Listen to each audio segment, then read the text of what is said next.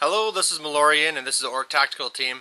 And what I'm going to talk about today is commissions. People painting your army for you. Now, previously I've been very strongly against it for several different reasons, but lately I in fact had two of my armies being painted by other people. So maybe I'll start giving what my reasons were for doing this, and then go on from there. So to begin with, I had my all-bike army. Now, whenever I'm painting something, it's always fantasy, right? I still got lots of fantasy to paint, and if it's ever going to be anything else, I'm painting now Everblight, stuff for hordes.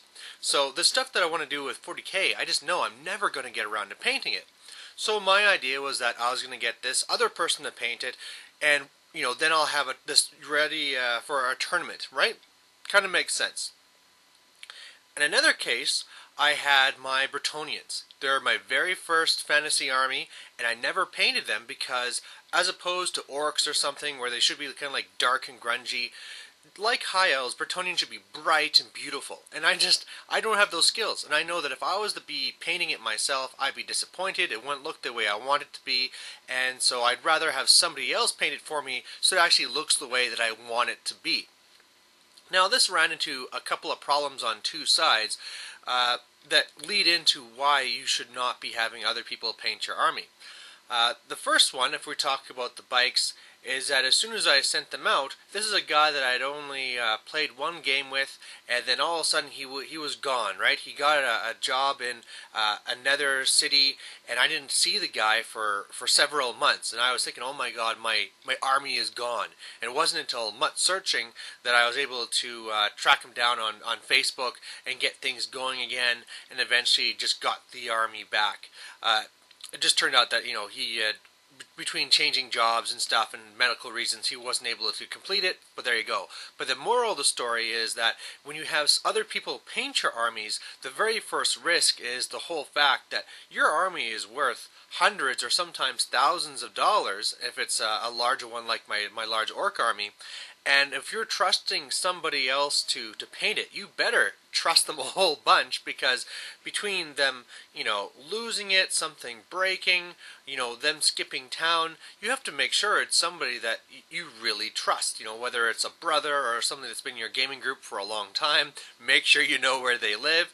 And so again, this turned out to be, everything was fine, right? Everything was innocent, it all worked out in the end, but it could have gone a lot worse. So there's the number one big reason for not having other people paint your army, is the fact that there is a lot of trust involved and you are there having a lot to risk.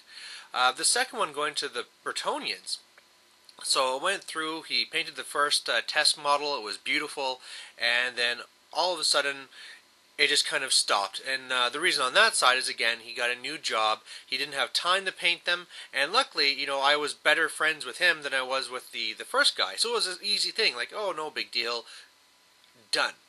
Now, in thinking about this, though, this is also very lucky. If he had painted half the army, or 2/3, and then gotten too busy, I'd have been stuck with an army that, I can't really complete because I don't have the skills to complete it, and I don't really want to go and cover it all up again. And so really I've just kind of wasted a lot of time and resources, and it could be that I'm just ending up having to rebuy the models to redo them. It's just a really tough spot. And if you really go and continue this on, there's even more risk. Let's say that everything had worked out perfectly with this one commission. He had painted all the Bretonnians, they all look beautiful, and let's say then something happens. He moves, and then he has his own job, or any various reasons why he can't be doing the painting anymore. Well, no big deal, right? Because the whole army is done. Not true. What happens if a model breaks? Stuff is all chipping and stuff, and you need to either, fix the chipped up paint, or you need to completely replace a model. Well, you don't have the skills to do yourself, so you're reliant on that person. Otherwise, you're always going to have this one ugly model in your army. Or if you go even more, well, there's going to be a new Bretonnian book coming out. Well, if all of a sudden there's new rules, there's new units, all these new things, well, if I don't want to be stuck using an old edition list and a new edition book, I'm going to need his help again. So you're really putting yourself out there on the limb. So in the first case, you're really just risking the general things of damage and theft and all that stuff.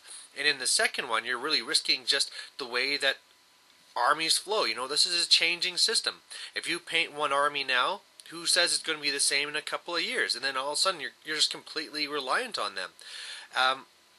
And so that's why in the past, you know, I've always had thought about these things, and I never got things painted, but kind of out of desperation or stupidity, I got them done now, and luckily I got out of it with no big problem. So there you go. Hope that's something to take away from it. And I bet you this is part of the reason why sometimes you see these fully or half-painted armies up for eBay. It's because either it's an old painted one that now they can't go forward with, and so they have to get rid of them, or half done and gone. You know, that I'm sure that's I don't know. I'm not obviously not the majority of anything, but I bet you that's a good chunk out there. So please don't get caught in the same trap. Thanks for watching. Bye.